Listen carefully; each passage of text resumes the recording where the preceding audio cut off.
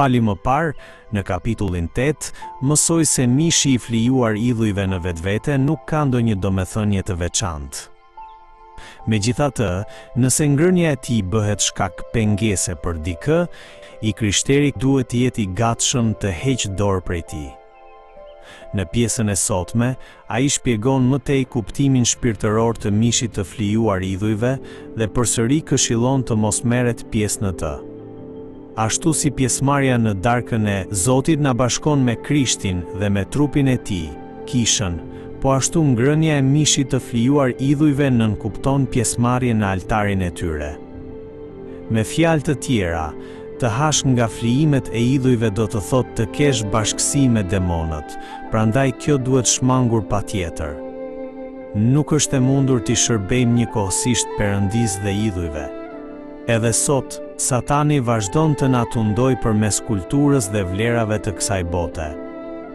Ai nuk synon që besimtarët ta mohojnë plotësisht Perëndinë, por përpiqet që të ndjekin Perëndinë dhe njëkohësisht të mbajnë idhujt e zemrës së tyre.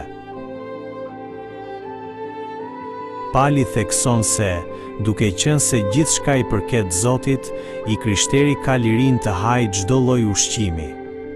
Por nëse dikush tregon se ushqimi është flijuar idhujve, atëherë duhet të heqë dorë prej tij për hir të ndërgjegjes së atij personi dhe që të mos bëhet shkak pengese për të.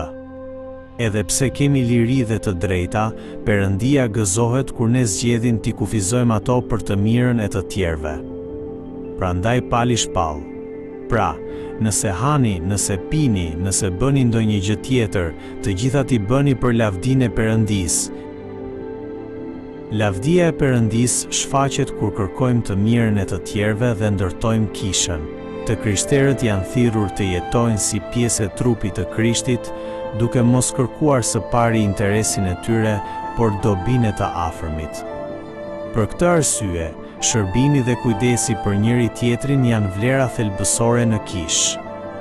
Të heqësh dorë nga të drejtat e tua për të mirën e të tjerëve dhe të kërkosh dobinë e tyre është mënyra se si ne ndjekim shembullin e Jezu Krishtit.